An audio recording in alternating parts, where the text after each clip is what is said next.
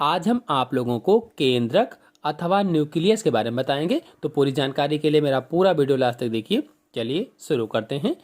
केंद्रक कोशिका की सभी जैविक क्रियाओं का नियंत्रण करता है, इसीलिए केंद्रक को कोशिका का कंट्रोल रूम या नियंत्रण कक्ष कहा जाता है। यानी जो सेल है या कोशिका है उसकी सभी जैविक क्रियाओं का नियंत्रण करता है या जैविक क्रियाओं को कंट्रोल करता है, इसीलिए इसको कंट्रोल रूम कहा जाता है। और किसका कंट्रोल रूम?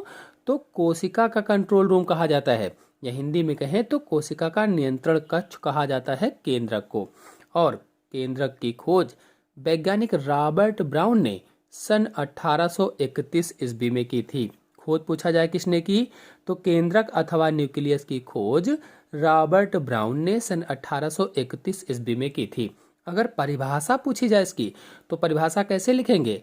कोशिका के भीतर कोशिका द्रव्य से घिरा हुआ, बीच में गोल आकृति का व गहरे रंग का विशेष भाग होता है जिसे केंद्रक कहा जाता है। यानी जो हमारी सेल होती है, चाहे वो प्लांट सेल हो चाहे एनिमल सेल हो, उस सेल के अंदर कोशिका द्रव्य के बीचों बीच में गोल आकृति का गहरे रंग का एक भाग होता है, विशेष संरचना होती है, उसे ही केंद्रक या न्यूक्लियस कहा जाता है। अब यदि यह प्रश्न पूछा जाए कि कोशिका में केंद्रक की संख्या कितनी होती है या कोशिका में कितने केंद्रक पाए जाते हैं, तो बताएंगे सामान्य रूप से एक कोशिका में एक ही केंद्रक पाया जाता है। यानी सामान्यतः एक सेल में एक ही न्यूक्लियस होता है, लेकिन कुछ पौधों की कोशिकाओं में एक से अधिक भी केंद्रक पाए जाते हैं। यानी कुछ ऐसे भी पौधे हैं जिनकी कोशिकाओं में एक से ज़्यादा केंद्रक पाए जाते हैं, लेकिन अगर सामान्य रूप से देखा जाए तो एक कोशिका में या एक सेल में एक ही न्यूक्लियस या केंद्रक पाया जाता है। अच्छा, आप कौन कौन से पौधे हैं जिनमें एक से अधिक केंद्रक पाए जाते हैं? तो जैसे कुछ शैवाल हैं, कुछ कवक होते हैं, कुछ प्रोटोजोआ हैं जिनकी कोशिकाओं में एक से अधिक केंद्रक पाए जाते हैं। यदि शैवाल में कहें तो किसमें पूछा जाए, तो क्लैडोफोरा, जो क्लैडोफोरा शैवाल है, इस शैवाल में एक से अधिक केंद्रक पाए जाते हैं। और ऐसे पौधे या ऐसे जीव जिनमें एक से अधिक केंद्रक पाए जाते हैं या जिनकी कोशिका में एक से अधिक केंद्रक पाए जाते हैं, उनको सीनोसाइट्स कहा जाता है। आरबीसी में केंद्रक नहीं पाया जाता है, यानी जो रेड ब्लड कार्पस हैं या जो लाल रक्त कणिकाएं होती हैं, इनमें केंद्रक नहीं होता है। और जिन कोशिकाओं में केंद्रक नहीं पाया जाता है उन्हें ए न्यूक्लिएटेड कहा जाता है। ए न्यूक्लिएटेड जिनमें केंद्रक नहीं पाया जाता है, सीनोसाइट्स जिनमें एक से अधिक केंद्रक पाए जाते हैं। यदि पूछा जाए कि केंद्रक किन किन आकृतियों का होता है, आकृतियां क्या होती हैं, तो केंद्रक मुख्य रूप से गोलाकार, अंडाकार, चपटा, सेम के बीज जैसा आदि आकृतियों के होते हैं या आदि आकृतियों के केंद्रक या न्यूक्लियस पाए जाते हैं। चलिए अब केंद्रक की संरचना अथवा स्ट्रक्चर ऑफ न्यूक्लियस के बारे में जान लेते हैं। तो केंद्रक में मुख्य रूप से 4 भाग होते हैं या प्रमुख रूप से 4 भाग होते हैं। पहला भाग है केंद्रक कला या न्यूक्लियर मेम्ब्रेन या न्यूक्लियर इन्वलप भी आप कह सकते हैं, यानी केंद्रक आवरण के नाम से भी इसे जाना जाता है। तो केंद्रक कला के अंतर्गत प्रत्येक केंद्रक, जितने भी केंद्रक होते हैं, उन सभी केंद्रक के चारों तरफ, जैसा कि आपको चित्र में दिख भी रहा है, चारों तरफ एक दोहरी झिल्ली पाई जाती है। ये दोहरी झिल्ली है जिसे केंद्रक कला या न्यूक्लियर मेम्ब्रेन कहा जाता है। ये जो दोहरी झिल्ली पाई जाती है इसको केंद्रक कला या न्यूक्लियर मेम्ब्रेन कहा जाता है। और यह जो कला है यह लिपोप्रोटीन्स की बनी होती है। किस चीज़ की बनी है? लिपोप्रोटीन्स की बनी होती है। और इसमें से प्रत्येक झिल्ली, यानी एक झिल्ली की बात की जाए तो प्रत्येक झिल्ली 75 अंगस्ट्राम से 90 अंगस्ट्राम तक मोटी होती है। 75 से लेकर के 90 के बीच में इसकी मोटाई होती है। प्रत्येक झिल्ली की मोटाई होती है इतनी। दोनों इकाई झिल्ली के बीच 150 से 400 अंगस्ट्राम के बीच की दूरी होती है। यानी एक जो झिल्ली है इससे जो दूसरी झिल्ली है इसके बीच की जो दूरी है, यह दूरी कितनी होती है? लगभग में 150 से 400 अंगस्ट्राम, यानी इसके बीच में पाई जाती है। इस दूरी को परिकेंद्रीय स्थान अथवा पेरीन्यूक्लियर स्पेस कहा जाता है। इसको क्या कहते हैं? परिकेंद्रीय स्थान अथवा पेरी न्यूक्लियर स्पेस कहा जाता है। इसी केंद्रक कला में स्थान स्थान पर छोटे छोटे छिद्र होते हैं। आपको चित्र में दिख भी रहे हैं कि ये जो केंद्रक कला है, न्यूक्लियर मेम्ब्रेन है, आवरण है केंद्रक का, इसमें जगह जगह पर सूक्ष्म छिद्र पाए जाते हैं। सूक्ष्म छिद्र हैं। इन सूक्ष्म छिद्रों को केंद्रक छिद्र अथवा न्यूक्लियर पोर्स कहा जाता है। केंद्रक छिद्र कहो या अंग्रेजी में न्यूक्लियर पोर्स कहा जाता है। इन छिद्रों के द्वारा केंद्रक द्रव्य और कोशिका द्रव्य के विभिन्न पदार्थों का आदान प्रदान होता है। यानी इन्हीं जो छिद्र हैं, इन छिद्रों के माध्यम से जो केंद्रक द्रव्य है और इसके बाहर जो कोशिका द्रव्य होता है, वो आपस में आदान प्रदान उसका होता रहता है। उसमें जो विभिन्न पदार्थ पाए जाते हैं वो केंद्रक में, केंद्रक से कोशिका द्रव्य में आते जाते रहते हैं। मतलब केंद्रक छिद्र केंद्रक द्रव्य व कोशिका द्रव्य के बीच संपर्क बनाने का काम करता है।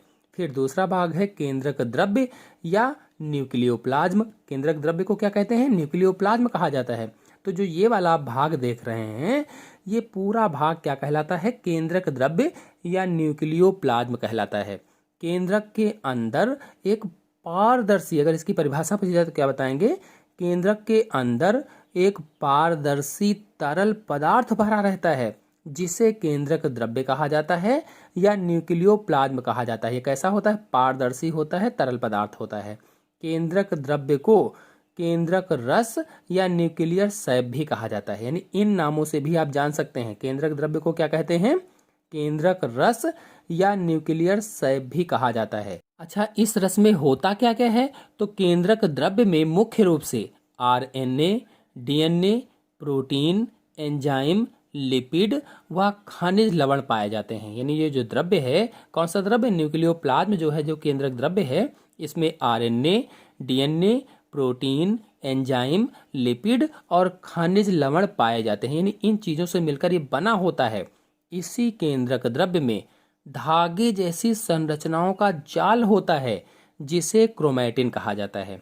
यानी ये जो धागे जैसी संरचनाएं हैं, इन्हें क्या कहा जाता है? क्रोमैटिन कहा जाता है या क्रोमैटिन तंतु कहा जाता है। एक बिल्कुल जाल जैसी संरचना बनाती हैं ये केंद्रक के अंदर, इसे ही क्रोमैटिन तंतु कहा जाता है। मतलब ये हुआ कि न्यूक्लियोप्लाज्म में धागेनुमा तंतुओं का जाल होता है, उसे ही क्रोमैटिन तंतु कहा जाता है। और एक या एक से अधिक केंद्रिका या न्यूक्लियोलस भी पाए जाते हैं। यानी एक केंद्रक के अंदर एक या तो एक से अधिक, कभी कभी क्या होता है, एक या दो भी हो सकते हैं या तीन तक भी हो सकती हैं, केंद्रिकाएं पाई जाती हैं या न्यूक्लियोलस पाए जाते हैं। तो अब केंद्रिका के बारे में जान लेते हैं। केंद्रिका को क्या मैंने बताया? अंग्रेजी में न्यूक्लियोलस कहा जाता है। तो केंद्रक में प्रायः एक से तीन, यानी एक, दो या तीन हो सकती हैं, स्पष्ट गोलाकार सघन रचनाएं होती हैं, जिन्हें केंद्रिका कहा जाता है या न्यूक्लियोलस कहा जाता है। मतलब कुछ केंद्रक में एक और कुछ में एक से अधिक भी केंद्रिकाएं होती हैं। जैसे जो प्याज होता है, प्याज में एक से अधिक केंद्रिकाएं पाई जाती हैं। अगर पूछा जाए किसमें, तो प्याज में एक से अधिक केंद्रिकाएं होती हैं।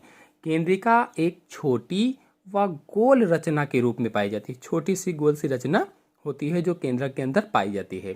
केंद्रिका में प्रोटीन व आरएनए पाया जाता है। इसमें होता क्या है वास्तव में? तो प्रोटीन होती है और आरएनए होता है। केंद्रिका का मुख्य कार्य राइबोसोम बनाने के लिए आरएनए का संश्लेषण करना होता है। यानी इसके कार्य की बात की जाए तो कार्य क्या है इसका?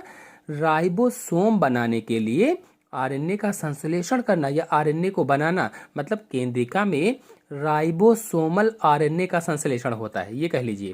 केंद्रिका में किसका संश्लेषण होता है? क्या बनता है? तो राइबोसोमल आरएनए का संश्लेषण होता है, या केंद्रिका में आरएनए बनता है। राइबोसोमल आरएनए को शॉर्टकट में आरएनए बोला जाता है, जो प्रोटीन के साथ संयुक्त होकर राइबोसोम बनाती है। यानी ये क्या करती है कि प्रोटीन के साथ संयुक्त हो जाती है, जुड़ जाती है और राइबोसोम बनाती है।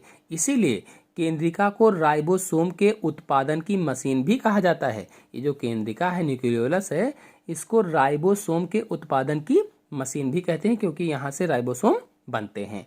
तो केंद्रक का अगला भाग है क्रोमैटिन तंतु। ये जो क्रोमैटिन तंतु हम देख रहे हैं ये अगला भाग है। तो केंद्रक द्रव्य में सूक्ष्म तंतुओं का एक जाल सा फैला होता है जिसे क्रोमैटिन तंतु कहा जाता है। मैंने अभी आपको बताया भी था। और कोशिका विभाजन के समय ये तंतु अपेक्षाकृत मोटे हो जाते हैं और स्पष्ट दिखाई देने लगते हैं। मोटे मोटे से हो जाते हैं और बिल्कुल साफ से दिखाई देने लगते हैं, स्पष्ट दिखाई देने लगते हैं। तब इन्हीं क्रोमैटिन तंतु को गुणसूत्र अथवा क्रोमोसोम कहा जाता है। जब साफ दिखाई देने लगते हैं, मोटे हो जाते हैं, तब इन्हें ही गुणसूत्र अथवा क्रोमोसोम कहा जाता है। क्रोमैटिन तंतु मुख्य रूप से न्यूक्लियो प्रोटीन के बने होते हैं। न्यूक्लियो प्रोटीन का मतलब होता है कि न्यूक्लिक अम्ल व प्रोटीन के बने होते हैं। यानी जो गुणसूत्र हैं किसके बने हैं?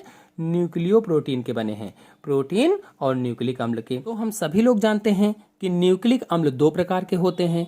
क्रोमैटिन तंतु में या क्रोमोसोम में डीएनए न्यूक्लिक अम्ल पाया जाता है और आरएनए न्यूक्लिक अम्ल केंद्रक व कोशिका द्रव्य में पाया जाता है। यानी न्यूक्लिक अम्ल दो प्रकार के होते हैं, हम सभी लोग जानते हैं। और जो क्रोमैटिन तंतु है या क्रोमोसोम है, इसमें डीएनए न्यूक्लिक अम्ल पाया जाता है और जो आरएनए है, आरएनए न्यूक्लिक अम्ल केंद्रक व कोशिका द्रव्य में पाया जाता है। तो ये जो क्रोमोसोम अथवा गुणसूत्र हैं, ये आनुवांशिक लक्षणों के वाहक होते हैं। मतलब माता पिता के लक्षणों को उनकी संतानों में ले जाते हैं। आनुवांशिक लक्षणों के वाहक का मतलब है कि माता पिता के लक्षणों को उनकी संतानों में ले जाना।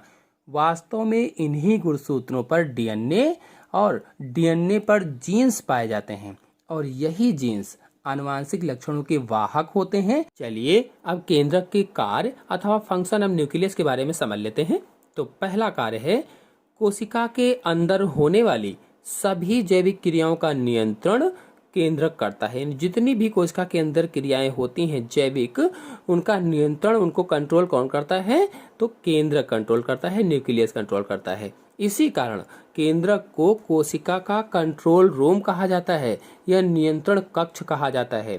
फिर दूसरा कार्य है केंद्रक में आनुवांशिक पदार्थ पाया जाता है और यह जीव के लक्षणों की वंशागति के लिए उत्तरदायी है। तो केंद्रक में आनुवांशिक पदार्थ मैंने आपको बताया था कौन सा होता है? क्रोमैटिन तंतु, जो कोशिका विभाजन के समय छोटे और मोटे हो जाते हैं, तब इन्हें गुणसूत्र कहते हैं और इन्हीं गुणसूत्र के द्वारा माता पिता के लक्षण उनकी संतानों में जाते हैं। इसीलिए कहा गया कि जीव के लक्षणों की वंशागति के लिए उत्तरदायी है, यानी आनुवांशिक लक्षणों का वाहक होता है ये। फिर नेक्स्ट है यह कोशिका विभाजन के लिए उत्तरदायी है, जिससे कोशिकाओं की संख्या में तथा जीव के शरीर में वृद्धि होती है। यानी जब सेल डिवीजन होगा, कोशिका विभाजन होगा, तो कोशिकाओं की संख्या बढ़ेगी और जब कोशिकाओं की संख्या बढ़ेगी तो क्या होता है? जीव का शरीर में, जीव का जो शरीर होता है वो बड़ा होता है, जीव के शरीर में वृद्धि होती है। ये हो गए केंद्रक अथवा न्यूक्लियस के कार्य। आशा है आप सभी लोगों को वीडियो पसंद आया होगा। वीडियो पसंद आया हो तो वीडियो को लाइक और शेयर कीजिए। चैनल पर नए हैं तो चैनल को सब्सक्राइब कर लीजिए। धन्यवाद।